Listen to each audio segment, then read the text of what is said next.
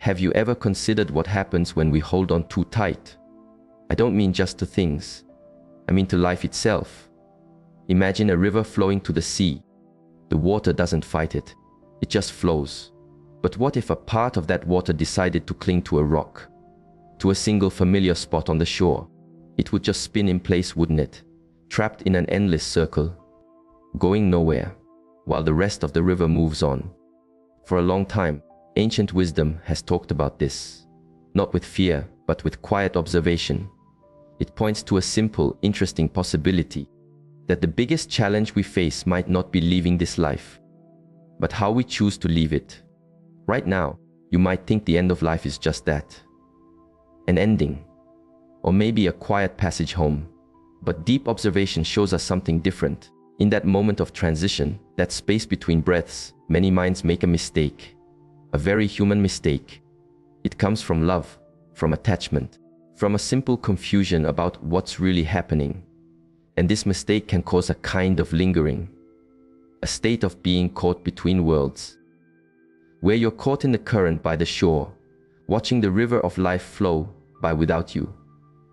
And here's what's worth noticing. You wouldn't even know you were stuck. Today, we're going to look at this idea together, to understand what this wisdom points to, and more importantly, to see how we can learn to flow with the river when our time comes. Because for all of us, the river is moving toward the sea, and it's wise to learn how to flow with it.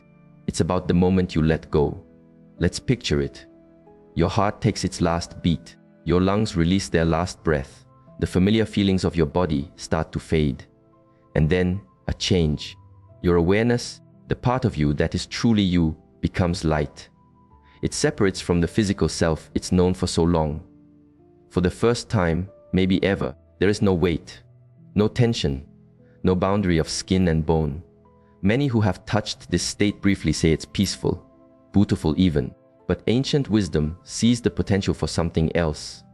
It sees confusion. It describes a mind hovering, looking back at the body it just left, trying to understand what just happened, reaching for the familiar, trying to go back inside. And this is where the trouble can begin. Because here's the thing. In those first moments, you are still you. Your memories, your worries, your loves, your unfinished business.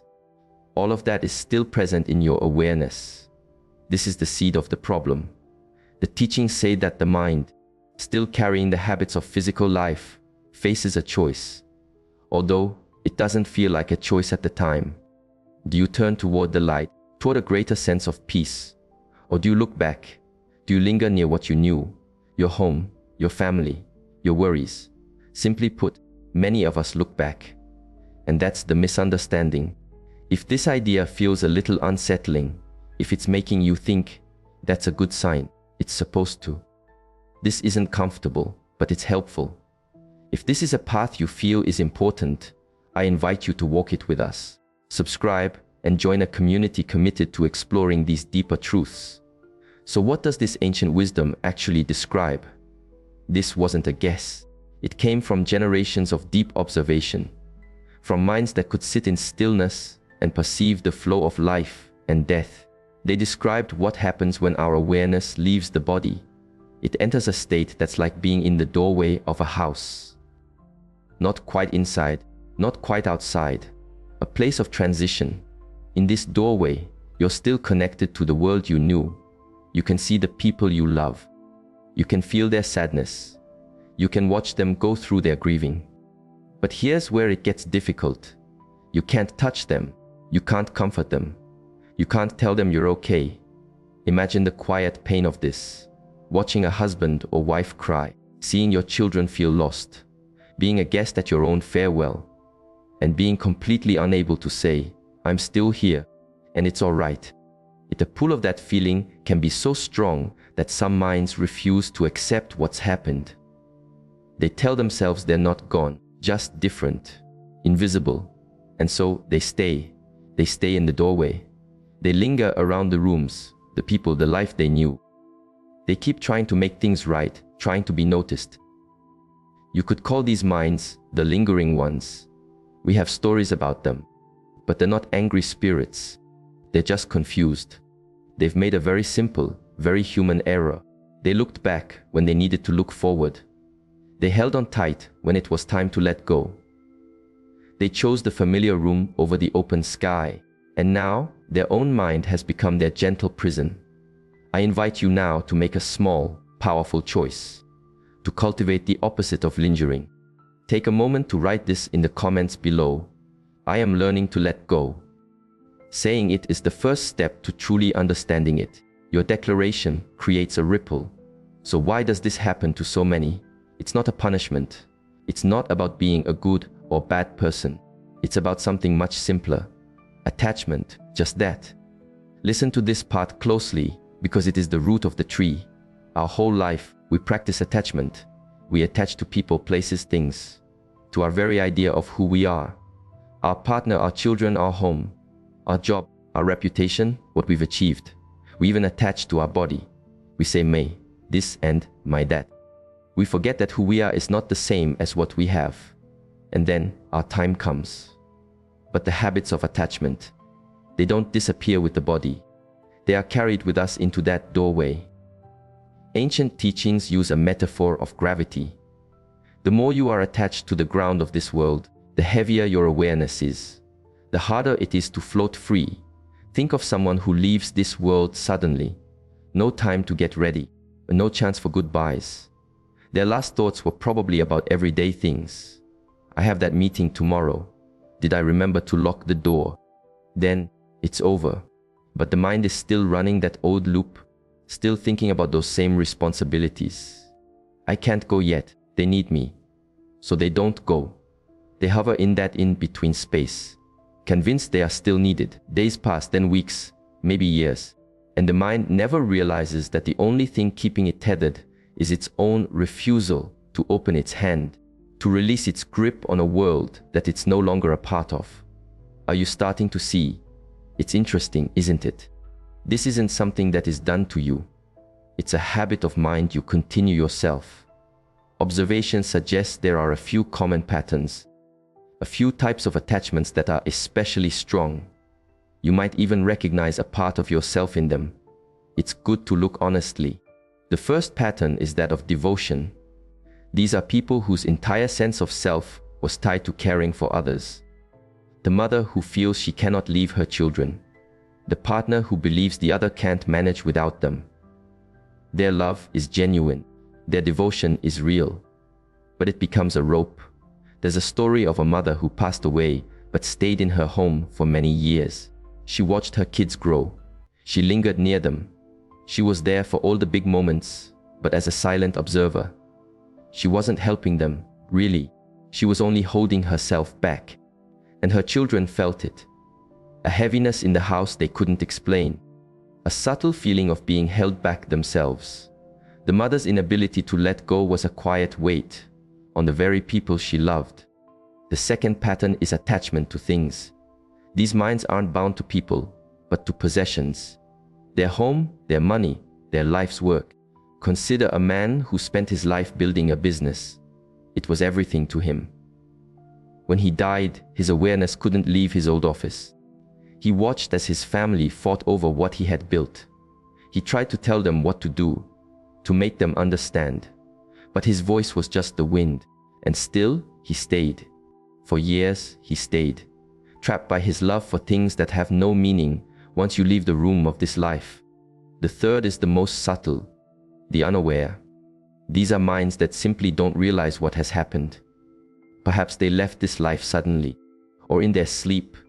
They were so connected to their physical body that the idea of existing without it just doesn't make sense. These minds are described as sleepwalking through their old life, sitting in their favorite chair, going to their old job, trying to talk to family, but no one answers. No one sees them, and their confusion becomes a quiet, lonely dream they can't wake from. This can go on for a long, long time, until one day something shifts. A crack of light appears. They realize the truth, and only then can their real journey forward begin. Now, it's worth understanding the timing of all this. The old wisdom teaches that there's a window of opportunity right after we pass, a period of a few hours to a few days.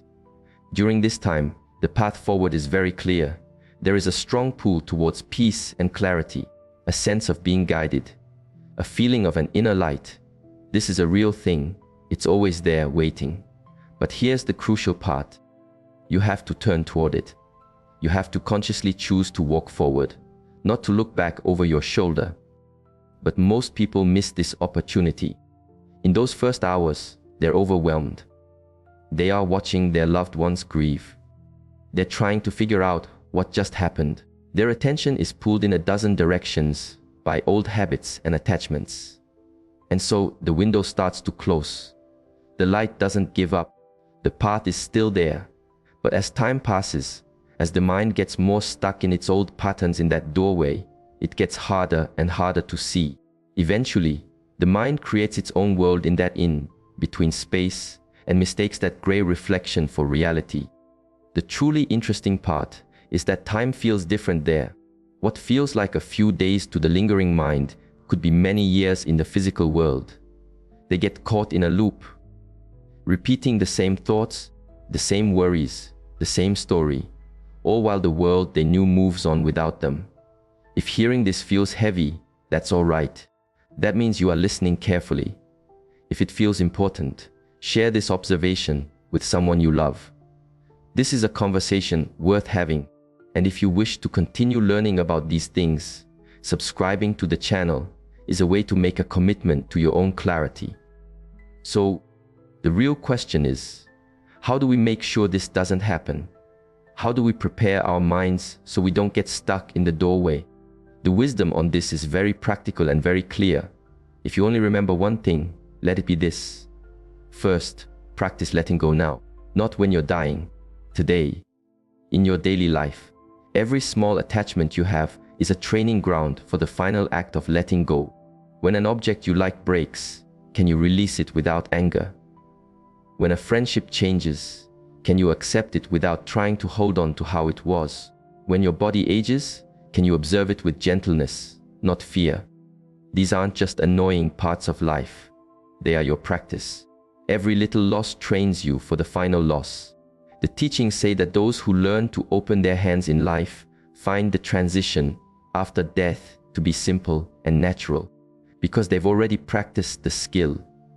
But those who spend a lifetime gripping, controlling, and refusing to release anything, they carry that same clenched fist into death, and it becomes the walls of their prison. Second, understand what you truly are. You are not your body. You are not your job or your successes. You are the awareness that is watching all of it. The more you identify with this quiet, eternal awareness now, the easier it will be to remember who you are after you leave the body. Meditation is a wonderful tool for this. Just sitting for a few minutes each day, experiencing yourself as the silent space in which all thoughts and feelings arise and pass away. This is not about escaping life. It is the most practical preparation for what comes next. Third, have the conversation. Talk to your loved ones about this. Not in a sad way, but an honest one. Tell them you love them. Let go of any old arguments. And here's the key part, tell them that when your time comes, you want them to encourage you to go forward, to release you, to give you permission. It's said that one reason minds linger is that they feel the desperate pull of their family's grief. Don't leave me. The love is so strong. The departing mind feels they have to stay. But this doesn't help anyone. The greatest kindness you can offer someone at the end of their life is the freedom to go. And the greatest gift they can give you is to do the same. Fourth, just know the signs. You can teach your mind to recognize the moment of transition. There will be a feeling of lightness, of letting go. There will be an inner light, a path toward peace. And there will be a choice point. A moment when you can turn toward that light or turn back to the familiar room. Knowing this ahead of time is everything. Because when that moment arrives, you won't be lost in confusion. You will recognize it. You will remember, and you will know what to do. Turn toward the light. Keep walking. Let your hands be open. It sounds simple, and it is. But in the moment of transition, caught up in habit, many forget. Don't be one of them. Let me leave you with something that puts all of this into perspective. Yes, getting stuck in the doorway is a real possibility. The confusion it causes is genuine, but it is not permanent. The ancient wisdom is very clear about this. No mind is ever truly lost. No one is stuck forever. Eventually, whether it takes days or years or much longer, the awareness wakes up. It realizes the truth. It finally sees the open door and walks through. The universe, nature itself, is infinitely patient. So while the mistake is real, it's also temporary. And there is a certain beauty in this. Every mind that gets caught and then frees itself learns something incredibly deep. They learn about attachment in a way no book could ever teach. They learn about letting go. And that wisdom becomes a permanent part of who they are. So, in its own way, even this difficult experience serves a purpose. Even the struggle has meaning. But this is important. That doesn't mean you should choose the harder path. Would you walk into a deep river just because you know you can eventually swim out? Of course not. The message of the sages is clear. Learn now. Prepare your mind now, so that when your moment comes, you can move through that doorway with grace, with awareness, with a kind of quiet dignity that turns an ending into a beautiful beginning. Thank you for taking the time to explore this with me today.